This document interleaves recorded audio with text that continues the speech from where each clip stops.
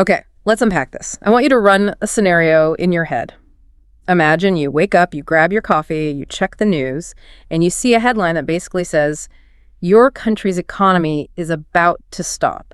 Not slow down, stop. That is the kind of morning that ruins a lot of people's day, to put it mildly. Because the headline isn't about a recession or, inflation. It's about the economic giant right next door, the country that buys almost everything you make, deciding to declare total economic war. We are talking about a threat to slap a 100% tariff on absolutely everything. And just to be clear for everyone listening, a 100% tariff isn't a tax. It's an embargo. It's a wall. It makes trade impossible. Exactly. And that is the reality we are looking at today involving the United States and Canada.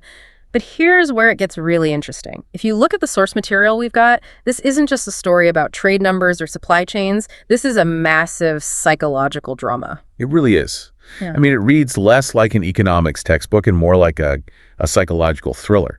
We are talking about a timeline that starts with a pretty high-minded speech at the World Economic Forum in Davos and ends with a rage-fueled post on Truth Social. It's a collision between Donald Trump and Canadian Prime Minister Mark Carney. And to really understand what is happening here, you have to look past the economics. Yeah. You have to look at the power dynamics. The sources we are analyzing today paint a picture of a relationship that is, well, fundamentally changing. So our mission for this deep dive is pretty clear. We need to figure out why a relatively standard trade arrangement between Canada and China triggered such a volatile reaction from the former U.S. president. The sources call it a moment of hypocrisy, and they suggest it signals a major shift in the old world order. It's a case study in how middle powers, like the nations that aren't superpowers but have significant influence, are starting to change the rules. Yeah. You might be wondering, why does a spat between Ottawa and Washington matter to me? Well, it matters because it suggests that the era of relying on U.S. permission for global trade might just be coming to an end. So let's jump into the spark, the catalyst for all of this drama. Because according to our timeline, everything was relatively quiet until Mark Carney took the stage in Switzerland. Right, at Davos. Now, usually Davos speeches are, well, they're pretty forgettable. Lots of buzzwords, wealthy people patting themselves on the back. But Carney's speech was different. The analysis we have describes it as a calm but devastating takedown of the old global order. And when he says old global order, he's talking about the U.S.-led system, right? Specifically, a system built on dependency and, frankly, intimidation. Carney stood up and essentially told the room, which was full of leaders from other middle-tier nations, that they don't have to be bullied by superpowers anymore. But he didn't name names, though. No, he didn't name Trump explicitly in that moment. But the subtext was screaming. He was urging these middle powers to unite. The message was, we have options. We don't have to just take orders. We can build our own networks. It sounds like he was declaring independence, in a way. Not from the U.S. entirely, but from the idea of U.S. control. Exactly. And the reaction from Donald Trump was, well, it was immediate and intense. It was visceral. The source material describes it as a spiral. Trump took to Truth Social and issued a threat that, frankly, we rarely see even in the most heated trade wars. He threatened that blanket 100% tariff on every single Canadian good entering the United States. Just think about the scale of that.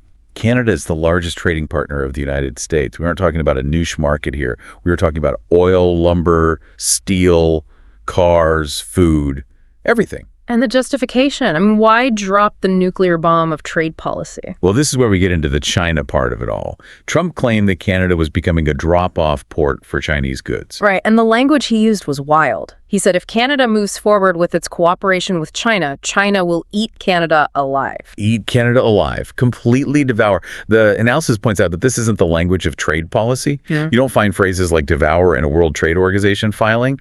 This is the language of panic. It's emotional.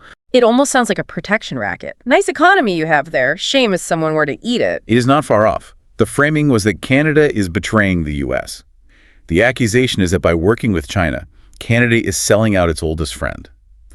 But as we dig deeper into the sources, we find that the facts of the deal itself make that reaction, well, puzzling. Right, let's get into the deal. Because when you hear betrayal and China eating Canada alive, you assume Canada signed over the keys to the kingdom. What actually happened? It's surprisingly limited. It's a preliminary arrangement. It is not even a full free trade deal. So what are the terms? Break it down for us. Basically, Canada agreed to lower tariffs on Chinese electric vehicles, EVs entering Canada. In exchange, China lowers tariffs on Canadian canola products entering China. EVs for canola, that's it. That is the core of it. It's about restoring pre-tariff conditions on some very select goods. It's a specific, targeted agreement. Okay, I have to play devil's advocate here. If the U.S. is trying to block Chinese EVs to protect its own auto industry, and Canada, which is right next door, starts letting them in, isn't that a legitimate loophole? Doesn't Trump have a point about the drop-off port? That is a valid question, and normally, yes, that would be the concern. But the sources point out that Canada has very strict rules of origin. These are safeguards to prevent what's called transshipment to the U.S. These cars are for Canadians. So the drop-off argument is a bit of a red herring. So if it's just a standard trade adjustment, why the explosion? This is where the source material points out a massive gotcha moment, the hypocrisy angle. It is the pivot point of the whole analysis. Just days before this threat, literally days, Trump was asked about Canada signing a deal with China. And do you know what he said? I think I saw this. He wasn't angry then. He was the opposite of angry. He said, quote, "It's a good thing. If you can get a deal with China, you should do that." He literally encouraged it. So 1 minute, it's good job, go for it. And the next minute, it's you're being devoured and I'm taxing you 100%. What changed in those 4 days? The deal didn't change. The terms were the same. Yeah. The canola didn't change. The EVs didn't change. The only variable that changed was Mark Carney's speech at Davos. The speech challenging U.S. influence. Exactly. The analysis suggests that Trump's reaction wasn't about the EVs or the canola. It was about the perceived insubordination. When Carney stood up and said the days of intimidation are over, that hit a nerve. So it's about control. He was fine with the deal when he thought Canada was just doing business. He wasn't fine with it when it looked like Canada was asserting independence. Precisely.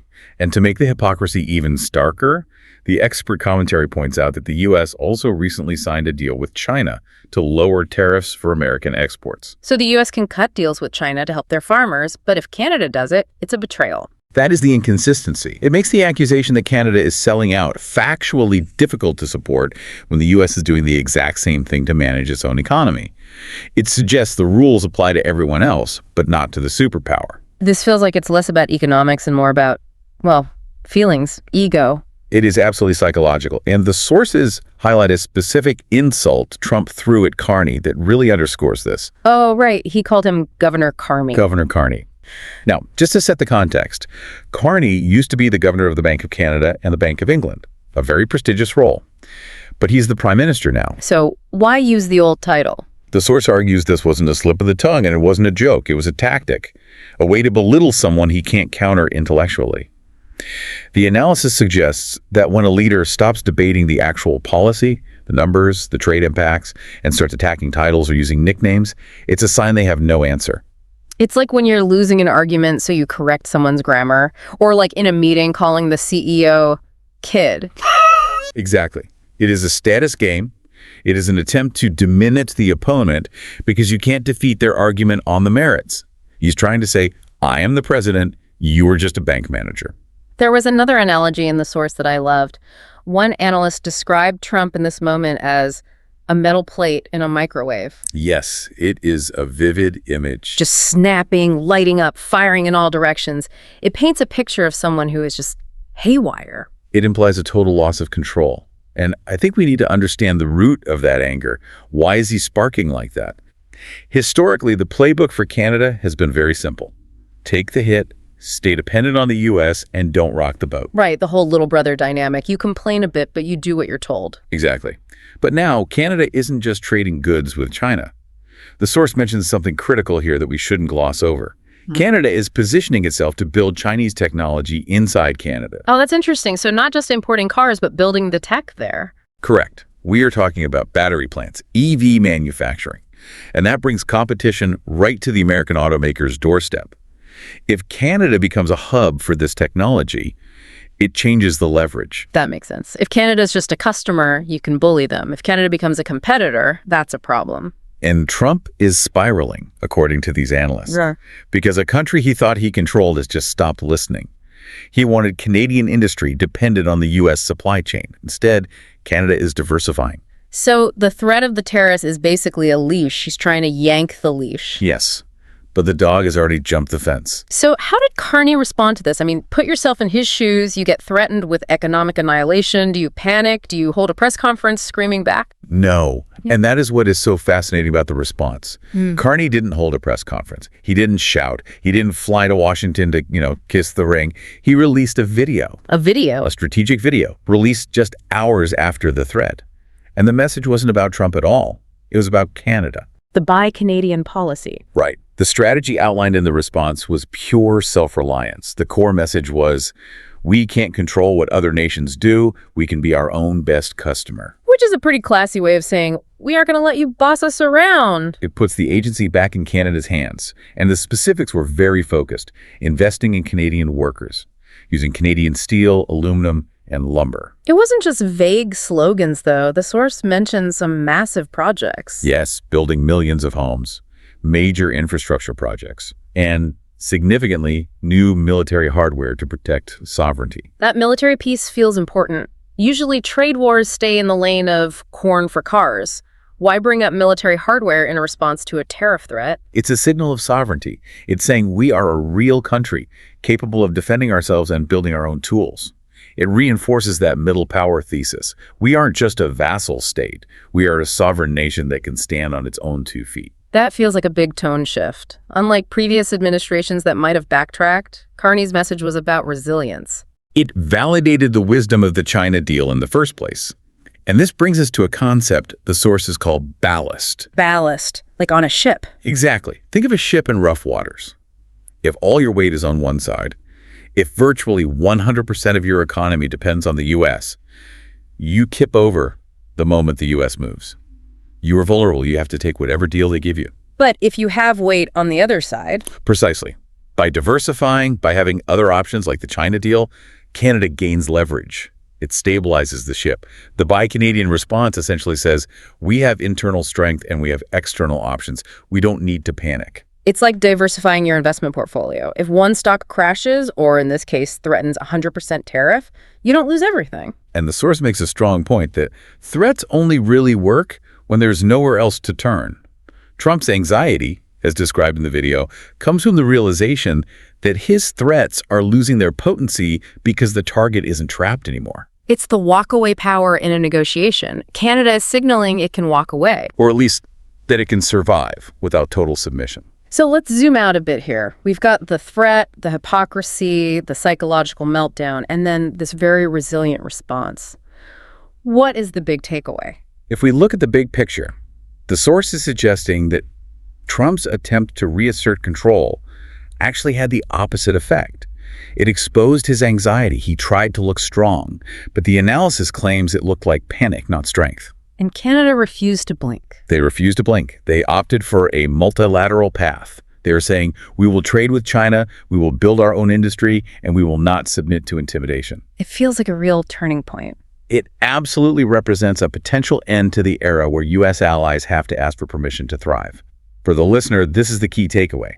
We are shifting from a world order based on intimidation and permission to one based on building alternatives. It's a brave new world for middle powers. They're realizing they hold more cards than they thought. It is, and it raises a really provocative question for everyone listening. The source material hints at this, and I think it's worth dwelling on. What's the question? If threats only work when there's nowhere else to turn, what happens to U.S. influence now that its closest neighbor, its biggest trading partner, has decided it has options? That is a huge question. If your neighbor stops borrowing your sugar because they built their own grocery store, you lose a lot of leverage over them. And you might just realize you need them more than they need you. Well, on that note, we'll leave you to mull that over. It's a fascinating look at how global politics is shifting right before our eyes, often in ways we don't fully see until we dig into the details. Indeed. Always look for the signal amidst the noise. Thanks for listening to this deep dive. We'll catch you on the next one.